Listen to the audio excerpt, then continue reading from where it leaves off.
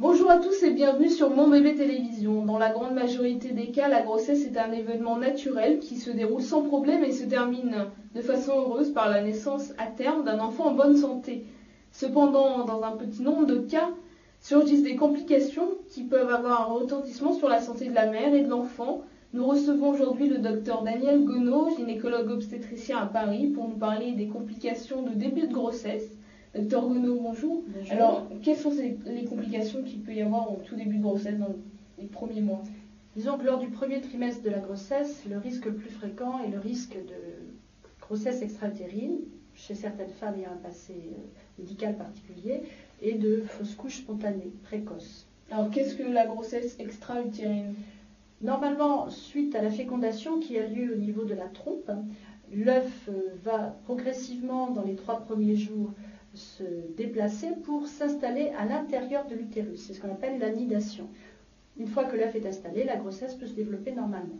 Quelquefois, lorsqu'il y a eu des antécédents infectieux, lorsqu'il existe certaines anomalies malformatives, on peut se trouver dans une situation particulière, à savoir que l'œuf est fécondé dans la trompe, il reste et s'y implante.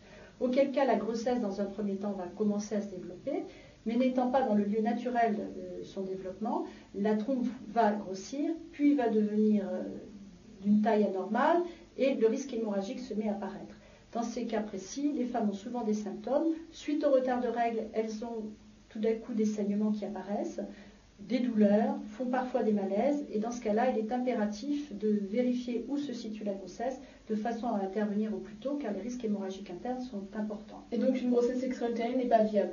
Une grossesse extra-utérine n'est pas viable, et elle met en danger la vie de la mère. D'accord, alors il y a aussi le problème des fausses couches, alors qu'est-ce que c'est et comment ça se passe? Alors, les fausses couches sont malheureusement très fréquentes dans le premier trimestre de la grossesse. On en entend peu parler, sauf le jour où ça vous arrive et vous apercevez qu'autour de vous, vous connaissez forcément des amis qui ont déjà vécu cette douleur. En fait, la fausse couche est liée à une grossesse qui a commencé à se développer et qui s'arrête.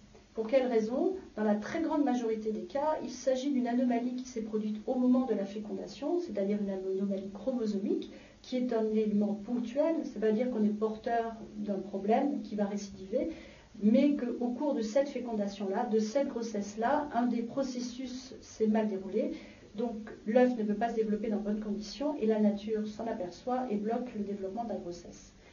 L'autre raison la plus fréquente, c'est aussi les causes infectieuses, sachant que le fait d'avoir une fièvre, d'avoir une maladie qui intervient en tout début de grossesse, peut provoquer l'arrêt de celle-ci. Alors, en général, tout semble aller bien au début, on a tous les petits signes de la grossesse, on est somnolente, on a mal au sein, et puis on se met à avoir des douleurs abdominales, on se met à saigner, et dans ce cas-là, il est urgent d'aller contrôler par échographie que la grossesse est bien située et évolue normalement ou pas. Et est-ce que ça pose des problèmes pour les grossesses à venir? De façon absolument générale, il s'agit de problèmes ponctuels. Ces fausses couches peuvent arriver à toutes les femmes, quel que soit leur âge.